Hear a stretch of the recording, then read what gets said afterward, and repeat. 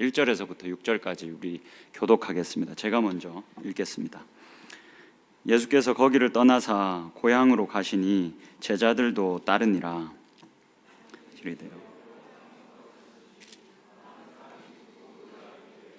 이 사람이 어디서 이런 것을 얻었느냐?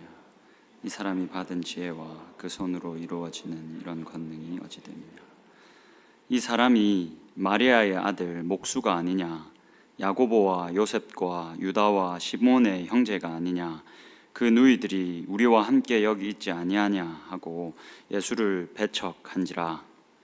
예수께서 그들에게 이르시되 선지자가 자기 고향과 자기 친척과 자기 집 외에서는 존경을 받지 못함이 없느니라 하시며, 거기서는 아무 권능도 행하실 수 없어 다만 소수의 병자에게 안수하여 고치실 뿐이었고 그들이 믿지 않음을 이상히 여기셨더라. 아멘. 가르치시더라. 아멘. 여러분, 예수님이 이제 가버나움에서 자신의 고향 나사렛으로 돌아가는 길입니다. 여러분들 어떻게 고향이 다 있으십니까?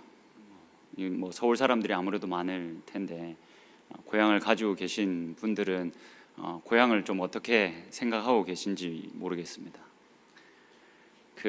제가 오늘 설교를 이렇게 준비하면서 떠올랐던 노래가 하나 있습니다. 저번 주에 제가 이 노래로 개그를 좀 했지 않습니까? 근데 여러분이 전혀 반응을 하지 않았지 않습니까? 그래서 내가 너무 창피해가지고 저희 아내한테 이렇게 들려줬습니다. 요거 했는데 실패했다고 이렇게 들려줬는데 그 유튜브 영상에서도 진짜 아무 소리가 들리지 않더라고요. 조금의 웃는 소리가 들리지 않더라고요. 우리 아내가 그 부분만 보고 뭐라 했는지 아십니까? 여보, 이건 안 웃긴 게 아니라 안 듣는 거라고. 이건 안 웃기는 정도가 아니라 지금 이 정도의 반응은 안 듣고 있는 거로 봐도 무방하다고. 그래서 한 번 더 상처를 입었습니다, 여러분. 사람이 설교하는데 듣기는 들으셔야 되지 않겠습니까, 여러분? 그래서 그 상처가 있어서 안 할까 하다가 고민 끝에, 사실 하는 건 아닙니다. 제가 원래 계획한 뭔가 이렇게 웃기는 포인트가 있는데 포기했습니다. 근데 한번 들어보십시오. 제가 한참 어떻게 영어를 어떻게 해봐야 되지 않겠나 해서 어줍잖게 막 공부할 때 막 좀 이렇게 들었던 팝송에 나오는 노래인데, 예수님이 지금 고향 길로 가는 길입니다, 여러분. 고향으로 가야 하는, 고향까지는 40km 떨어져 있습니다. 가버나움에서 이렇게 남서쪽으로 40km를 쭉 내려와야 됩니다. 여러분, 40km면 사람이 걸어서 저녁에는 잔다 치면, 오전 오후 걷는다 치면 한 이틀 길 가야 되는 그 걸음입니다. 예수님이 고향으로 돌아가는데 기분이 어떠셨을까요? 여러분, 제가 고향이 부산이지 않습니까? 이게 사실 20대 때는 별로 감흥이 없었습니다. 제 고향으로 돌아간다는 거에 대해서 그때까지만 해도 친구들과 연락을 많이 하고 있었고, 뭐 지금은 다 끊어졌지만 그래서 막 가면 만날 친구들도 많고 그랬었는데, 사실 20대 때는 고향으로 돌아가는 그 발걸음이 별로 감흥이 없었습니다. 근데 이제 30대를 지나고 또 40대가 되니까 이 시간이 지나면서 고향이 점점 더 그리워지고 점점 더 좋아진다라는 생각을 합니다.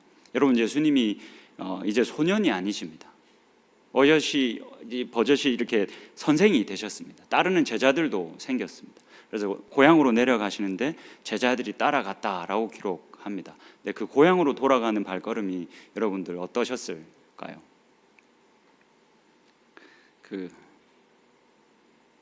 그냥 안 하는 게 낫겠습니다. 별로 안 웃길 것 같으니까 넘어갑시다. 그냥 여러분들 어땠을 것 같습니까? 예수님이 걸어가시는 그 걸음이 설렜겠습니까? 아니면 설레는 마음 없이 오히려 긴장을 하셨겠습니까? 여러분, 한번 상상 한번 해보십시오. 예수님이 고향으로 오랜만에 가시는 그 걸음입니다. 마가복음을 좀 이렇게 꼼꼼히 읽어왔던 사람이면 예수님의 그 발걸음이 결코 가볍지만은 않았을 것이다 라고 추측할 수 있습니다. 왜냐하면 마가복음 3장에 나오는 이야기 때문입니다. 여러분, 혹시 기억하실지 모르겠지만 마가복음 3장에 예수님의 가족들이 잠깐 등장했다 빠집니다. 잠깐 등장해서 이렇게 치고 빠집니다. 어떤 내용이 있었는지 여러분 기억하십니까? 가버나움에 예수님이 한참 열심히 사역하실 때였습니다. 회당에 들어가서 가르치시고 손 마른 사람을 고치시고 귀신들을 내어 쫓으시고 이런 일들을 활발히 할 때입니다. 그래서 그곳에서 예수님을 보러 많은 사람들이 몰려들었습니다. 근데 그 40km나 걸어서 예수님의 어머니와 동생들이 예수님을 찾아옵니다. 왜 찾아왔습니까? 얘가 미쳤다. 얘가 어렸을 때부터 선지자 놀이하고 선생 놀이하는 거 좋아하더니 얘가 미쳐도 단단히 미쳤다. 얘 붙들어야 된다. 얘 붙들어서 집으로 다시 데려와야 된다 라는 마음을 가지고 가버나움까지 올라왔습니다. 마가복음 기자가 그렇게 기록합니다. 예수가 미쳤다 하여 그를 붙들러 왔다. 근데 예수님이 그렇게 찾아온 자신의 가족들을 어떻게 대하십니까? 만나주지도 않습니다. 예수님이 그 사람들 만나주지도 않습니다. 누가 내 어머니고 누가 내 동생들이냐라고 하시면서 함께 이 말씀을 나누고 있는 너희들이 내 가족이다 라고 말씀하시면서 그 가족들을 만나주지도 않습니다. 이런 긴장이 예수님과 예수님의 가족들에게 있었습니다. 그렇다면 여러분, 이 고향집으로 돌아가는 예수님의 발걸음이 마냥 가볍지만은 않았을 것이다 라는 것을 우리는 쉽게 알 수 있습니다. 예수님이 어렸을 때부터 이런 선지자 놀이 그리고 선생 놀이를 즐겨 하셨습니다. 여러분, 누가복음 2장에 보면 예수님의 유년 시절에 대해서 공간복음서 중에 유일하게 기록을 해주고 있습니다. 유년 시절 12살 때 예수님이 어떤 일이 있었다라고 성경은 기록합니까? 예수님이 자신의 아버지 요셉과 어머니 마리아와 자신의 동생들과 함께 유월절 절기를 맞아서 예루살렘으로 내려갑니다. 그래서 거기서 예배하고 행사를 치르고 다시 나사렛으로 돌아가는 길이었습니다.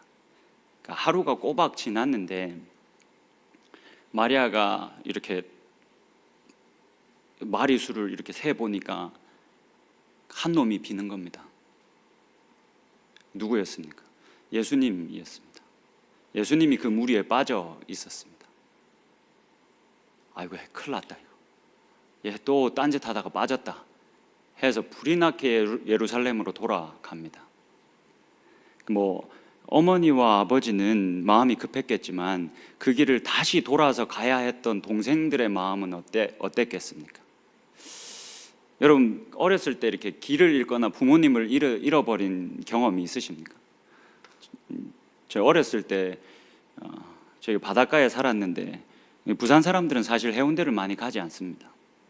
사실 여러분들이 해운대 간 숫자보다 제가 해운대를 간 숫자가 더 적을 수도 있습니다. 그때가 해운대였는지 그 해운대 위쪽 바닷가였는지 기억이 안 나는데 휴가 때문에 이제 우리 가족끼리 갔다가 거기서 제가 제 친구와 부모님을 잃어버렸습니다. 그래서 정확히 기억은 안 나지만 하여튼 그 어린 나이라 막 겁나가지고 엄청 울었습니다. 근데 그걸 왜 제가 기억하고 있냐면 저희 어머니 아버지가 그걸 사진으로 찍었더라고요. 어렵게 찾았는데 애가 막 울고 있으니까 저랑 제 그 사촌 친구가 막 울고 있으니까 그걸 사진으로 찍어놔서 나중에 제가 그 모습을 많이 봤습니다. 그때 이제 바닷가에서 길 잃어서 네가 울었다. 요셉과 마리아는 그 정도로 나쁜 어머니 아버지는 아니었던 것 같습니다. 물론 저희 어머니 아버지도 나쁜 사람은 아닙니다. 막 불이 나게 예루살렘으로 돌아가서 예수님을 찾았습니다. 예수님이 뭐 하고 계셨습니까? 예루살렘의 선생들과 이야기를 나누고 있었습니다. 질문을 하기도 하고 대답을 하기도 하셨습니다. 근데 그 질문과 대답에 그 예루살렘에 있는 선생들이 깜짝 놀랄 정도였습니다. 예수님이 가지고 있는 그 지혜가 그 사람들마저도 깜짝 놀라게 할 정도였습니다. 마리아가 어렵게 예수님을 찾고 엉덩이를 때리지 않았겠습니까? 말이라도 하고 가지. 왜 말도 안 하고 네 혼자 여기 있으면 어떡하냐고. 화를 내지 않았겠습니까? 근데 부모님은 그 예수를 어렵게라도 찾았으니 얼마나 기뻤겠습니까? 근데 그 동생들은 그렇지 않았을 겁니다. 저 형 때문에 저렇게 계속 선지자 놀이 하려고 하고 선생 놀이 하려고 하는 저 형 때문에 다시 먼 길을 또 가야 하네. 또 다시 그 길을 가야 하네 라고 엄청 투덜거렸을 겁니다. 그리고 아마 이 예수님의 가족들에게는 예수님이 그런 인상으로 남아 있었던 것 같습니다. 그래서 가버나움에서 막 예수님이 이런저런 일들을 하고 계신다, 이렇게 회당에서 가르치시고 이런 일들도 행하신다라는 소문이 들었는데 가족들은 아마도 나이가 들어서도 제가 또 선지자 놀이하고 또 선생 놀이하고 있네 라고 생각을 했었던 것 같습니다. 이런 고향에서 이런 가족들이 기다리고 있었기 때문에 예수님의 발걸음이 마냥 가볍지는 않았을 것이다 라고 우리가 추측해 볼 수 있습니다. 이런 추측은 이어지는 본문의 말씀 2절과 3절을 보면 좀 더 확실해집니다. 2절을 한번 보시겠습니까? 2절을 여러분들이 한번 읽어봐 주시면 좋겠습니다. 같이 한번 읽겠습니다. 시작.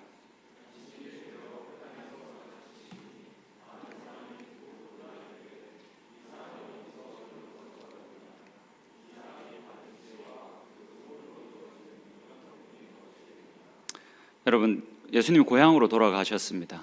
근데 예수님이 이 마가복음을 보면 계속 이렇게 지역을 옮겨가실 때마다 하는 일이 유대인 지역에서는 꼭 회당을 계속 찾아가십니다. 그래서 그곳에서 반대가 있든 뭐 자신의 가르침을 부정하든 계속 하나님의 말씀을 가르치십니다. 자신의 고향에서도 마찬가지였습니다. 회당에 가셨고 그 회당에서 하나님의 말씀을 예수님이 또 가르치셨습니다. 근데 그 가르침이 예사롭지 않은 겁니다.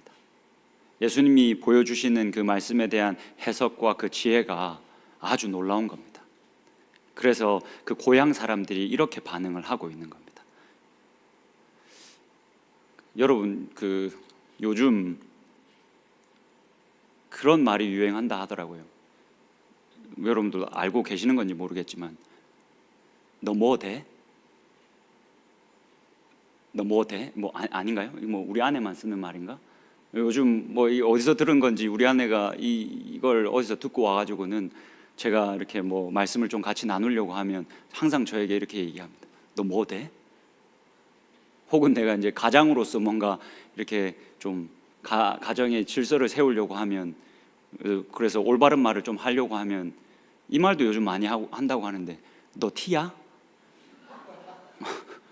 계속 요즘 뭐 이거에 재미가 붙어가지고 자기 말 하지 말라고 했는데, 하여튼 저랑 제일 가까운 분이 제가 뭔가를 이렇게 하려고 하면 계속 아주 안 입고 온 얼굴로 너 뭐 돼? 라고 계속 이렇게 핀잔을 줍니다. 지금 2절의 말씀이 그런 겁니다. 어렸을 때부터 예수를 보고 자란 사람들입니다. 어렸을 때 그 예수가 얼마나 많은 실수를 했고 얼마나 많은 사고를 쳤는지를 다 본 고향 사람들입니다. 근데 그 고향 사람들이 이 예수의 가르침을 들었더니 너무 놀라운 겁니다. 그래서 이렇게 이야기하는 겁니다. 어떻게 이런 지혜가, 어떻게 이런 권능이 쟤한테서 나오지? 어떻게 이런 해석이 저 예수한테 나올 수 있지? 쟤 뭐 돼? 이거 어떻게 된 거야? 라고 반응을 하고 있는 겁니다. 3절을 한번 보시겠습니까? 3절을 보시면 이 고향 사람들이 이렇게 수군거립니다. 보십시오. 이 사람이 마리아의 아들 목수가 아니냐? 야, 쟤 마리아의 아들 아니야? 목수 아니야? 여기서는 근데 그 개역개정에서는 그 관사가 빠져버렸습니다. 근데 이게 뭐 빼버릴 수도 있겠지만 마리아의 아들 그 목수가 원문에 더 충실한 번역입니다. 그러니까 이런 느낌입니다. 쟤 마리아의 아들이잖아. 저 우리가 봐왔던 그 목수잖아. 그 목수잖아. 근데 어떻게 쟤한테서 이런 지혜와 권능이 나와? 쟤 뭐야? 쟤 뭐 돼? 쟤 왜 뭐 된 것처럼 저렇게 해? 쟤 뭐야? 라고 수군거리고 있는 겁니다. 여러분, 마리아의 아들이라는 이 수군거림을 잘 한번 들어보십시오. 여러분, 유대 사회에서는 한 사람을 소개할 때 아버지의 이름을 가지고 소개하는 게 일반적이었습니다. 그래서 어떤 학자들은 이런 마리아의 아들이라는 이 소개를 보고 그때쯤 아버지인 요셉이 죽었을 것이다 라고 추측합니다. 근데 우리가 확실히 알 수 없습니다. 근데 더 중요한 것은 이 유대 사회 내에서 설령 아버지가 죽었다 하더라도 아버지의 이름을 따라서 사람을 소개하는 게 일반적입니다. 그럼 지금 여기서 막 지혜와 권능을 베풀고 있는 예수님한테 마리아의 아들 아니야? 라고 말하는 건 무슨 말입니까? 야, 쟤 사생아잖아. 제 아빠 누군지 우리가 알지도 못하는 사생아잖아.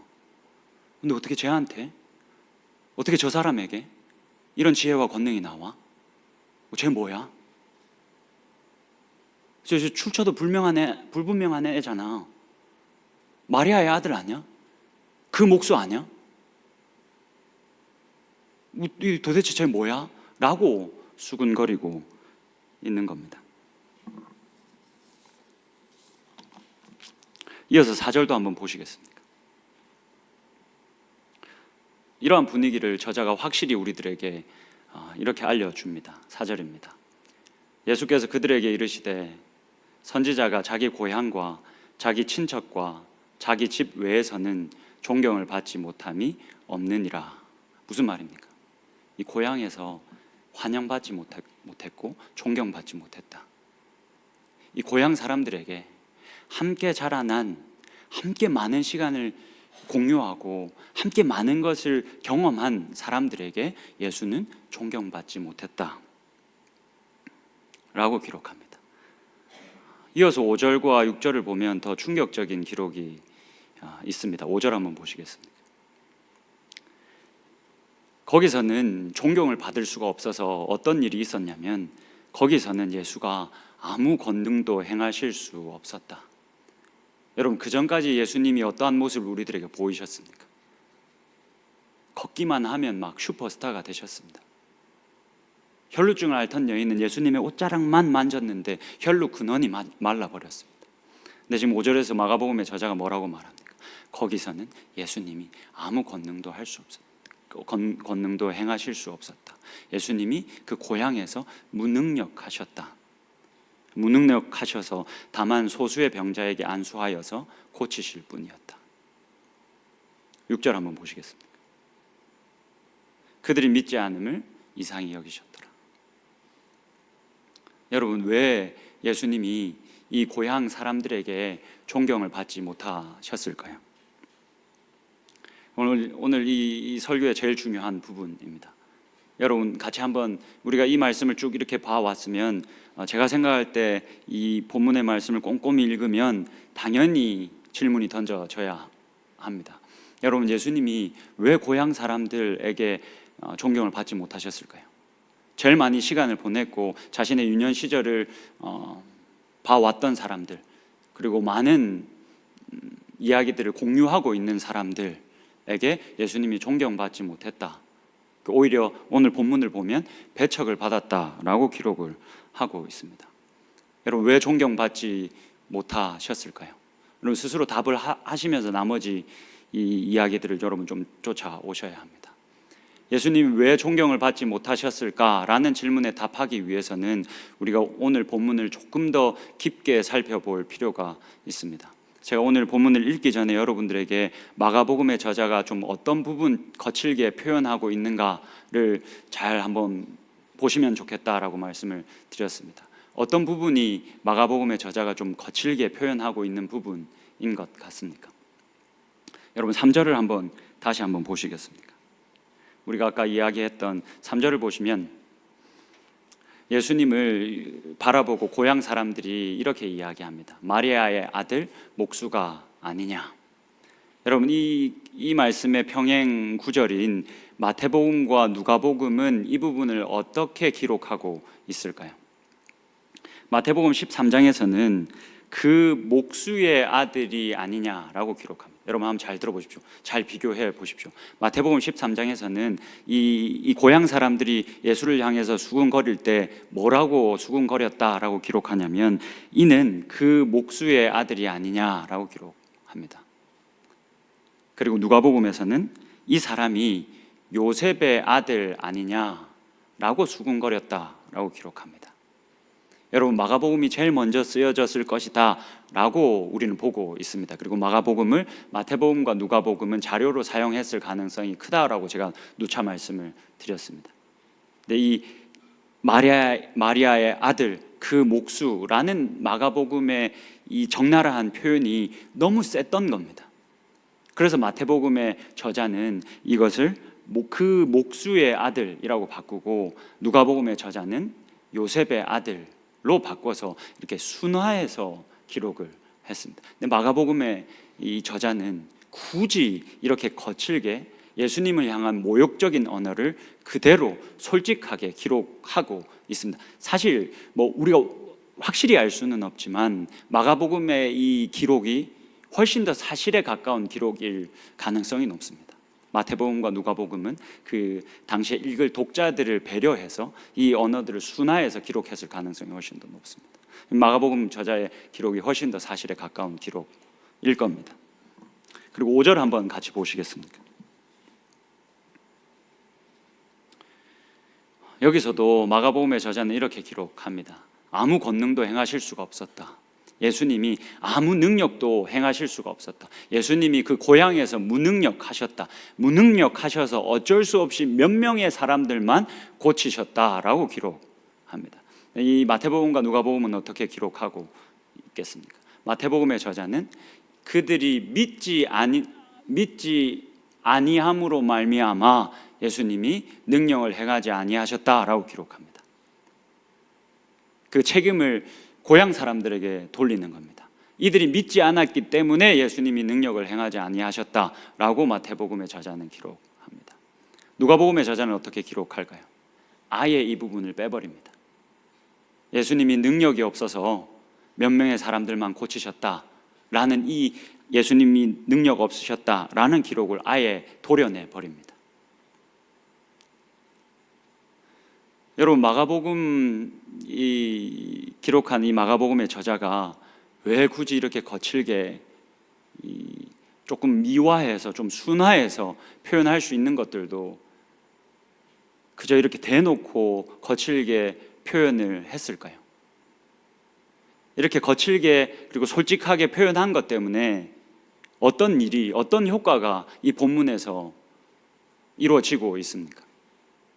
여러분, 이렇게 마가복음의 저자가 예수님의 어떠함에 그런 상관없이 그냥 사실 있는 그대로 막 적나라하게 기록한 것 때문에 어떤 효과가 이 본문에서 있습니까?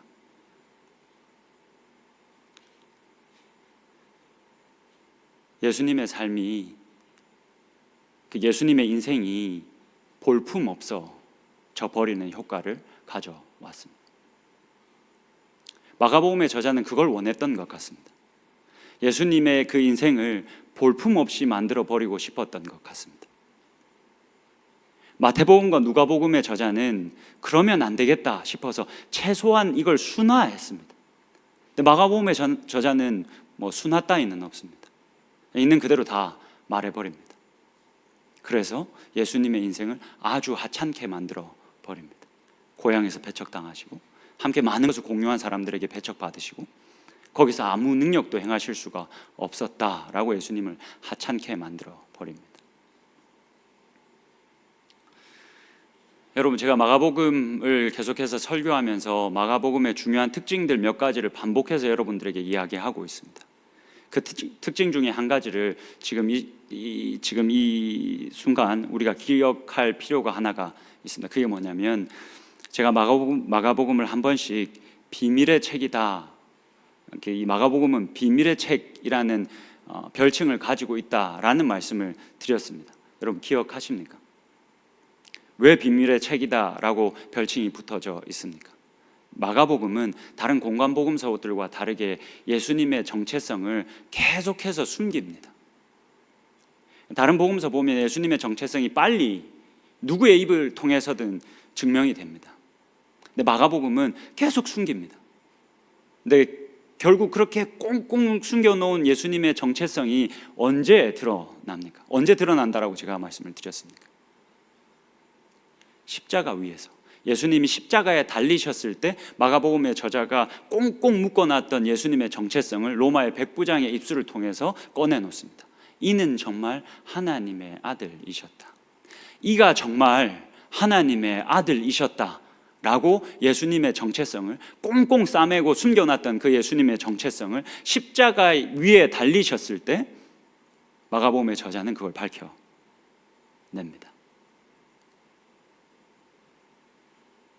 마가복음의 저자가 왜 이런 짓을 했을까요?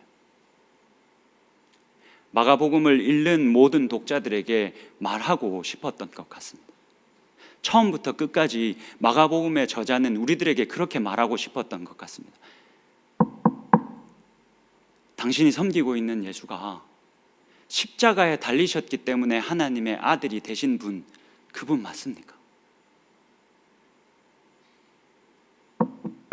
당신이 섬기고 있는 그 하나님이, 섬기려고 하고 예배하려고 하는 그 하나님이 자신의 아들을 십자가에 내어주셔서 왕이 되게 하시고 십자가에 내어주셔서 이 깨어진 세상을 구원하고 회복하시려고 하신 그 하나님 맞습니까?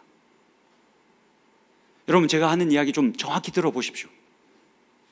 마가복음의 저자는 오늘 본문을 통해서도 그 이야기를 하고 싶어 합니다.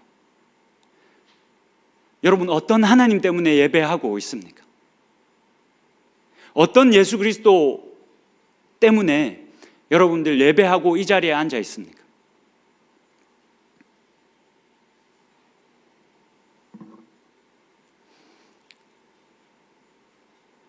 왜 고향 사람들이 예수님을 배척하고 존경하지 않았다라고 기록했을까요? 고향 사람들은 왜 예수님이 구원자이심을, 그리스도이심을 믿기가 이렇게 어려웠을까요? 예수님이 능력을 행하지 않으셨기 때문이 아닙니다.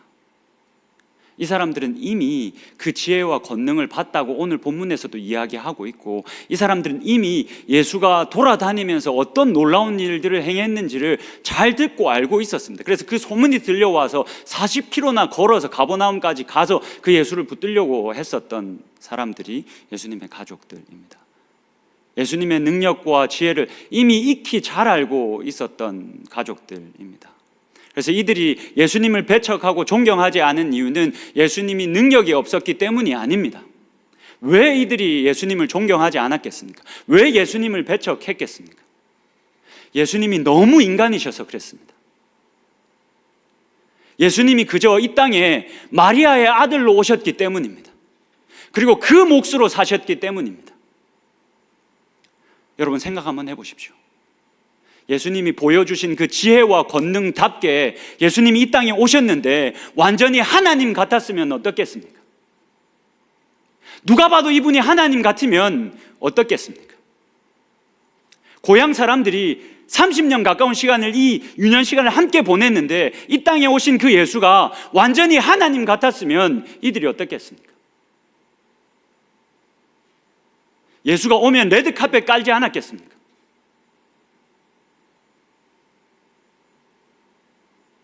근데 예수님은 이 땅에 그렇게 오질 않으셨습니다.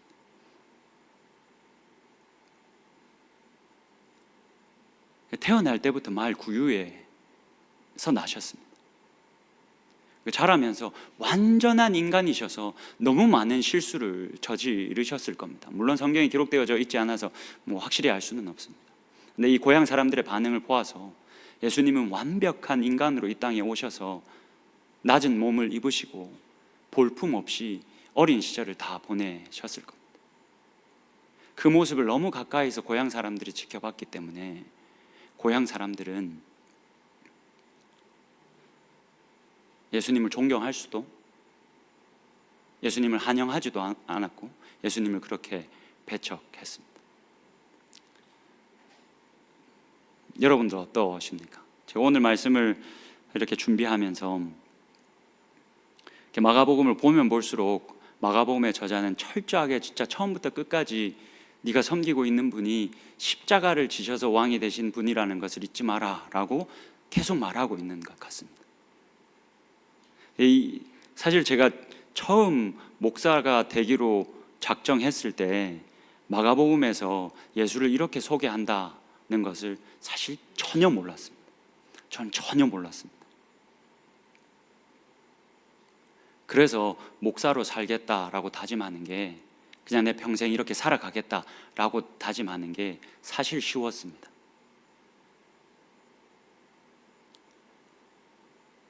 근데 마가복음을 묵상하면서 마가복음의 저자의 이 음성이 더 명확하게 들려오면서 계속 좀 두렵습니다.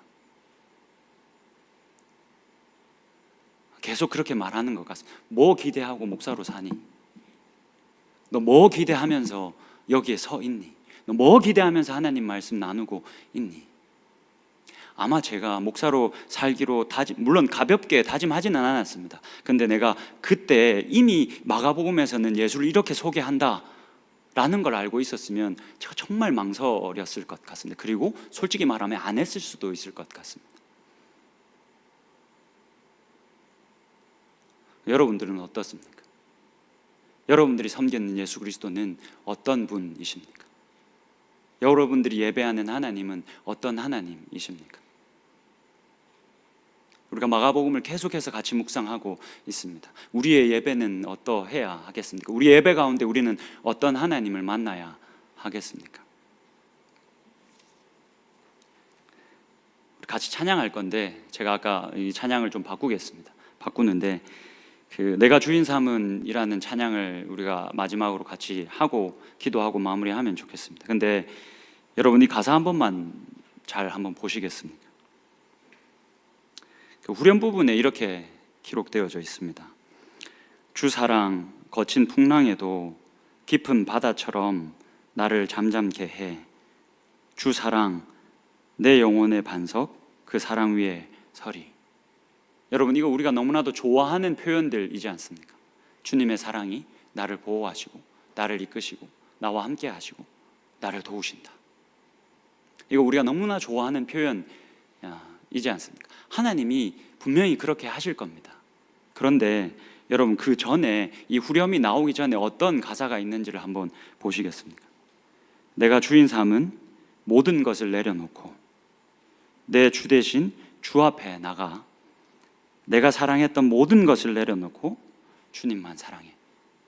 여러분 이 찬양이 그러면 어떤 말을 하고 있는 겁니까? 우리가 앞에 건 제껴두고 늘 주님이 나의 반석 되시고 주님이 나의 보호자 되시고 나의 전부가 되신다, 그래서 나는 흔들리지 않는다 라고 고백하는 걸 너무 좋아하지만 이 찬양 속에서도 그렇게 전제하고 있습니다. 내가 주인 삼은 것을, 내가 바라는 것을, 내가 목표로 하는 것을 내어놓지 않으면, 내가 바라던 것을 내려놓지 않으면 사실은 주님이 나의 반석이 될 일도 주님이 나의 주인이 될 일도 없다라고 말합니다. 여러분 우리의 신앙생활이 행복을 쫓는 신앙생활이 되지 않으면 좋겠습니다. 물론 하나님이 여러분들이 행복하기를 누구보다도 원하십니다. 근데 우리가 흔한 자기계발서를 많이 읽어봐서 알지 않습니까? 행복을 쫓으려고 하는 사람에게는 오지 않습니다. 하나님이 그거 너무 잘 알고 계시지 않겠습니까? 우리의 신앙생활이 행복을 쫓는, 나의 유익을 쫓는 신앙생활이 아니면 좋겠습니다. 마가복음의 저자는 우리의 삶이, 우리의 신앙생활이 우리의 행복이 아닌 우리의 사명을 쫓는 신앙생활이 되어야 한다라고 이야기합니다. 근데 여러분 우리의 사명을 쫓으면, 오늘 우리가 같이 부를 찬양 속에서도 나오고 있지만, 우리가 하나님께서 우리들에게 주신 그 사명을 쫓으면 우리에게 어떤 일이 일어나냐면 이 세상의 어떠함을 우리가 초월해 버립니다. 여러분들을 괴롭히는 그 어떤 수많은 문제들을 우리가 그 사명 때문에 초월한다라고 이야기합니다. 그게 예수 그리스도가 우리의 반석 되시고 우리의 전부 되시고 우리의 주인 되시고 그렇게 나를 해가 당하지 않게 하신다라는 말입니다. 근데 여러분 이 전제가 빠져버리면 성경이 다 거짓말로 다 채워집니다.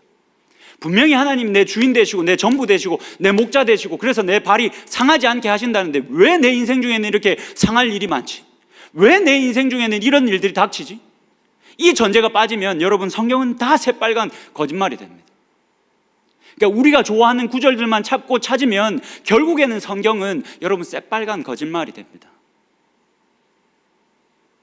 행복이 아닌 우리가 사명을 쫓으면 이 세상의 어떠함을 초월한다. 그렇게 하나님은 우리의 반석이 되시고 목자가 되신다. 그렇게 그 풍랑 속에서도 우리를 잠잠케 하신다. 그 풍랑을 넘어버리게 하신다. 무엇이? 우리들에게 주신 그 사명이, 그 십자가의 삶이. 우리 이 찬양을, 오늘 말씀을 기억하시면서 같이 내가 주인 삼은 이 찬양을 같이 하면 좋겠습니다. 찬양하면서 같이 헌금하겠습니다.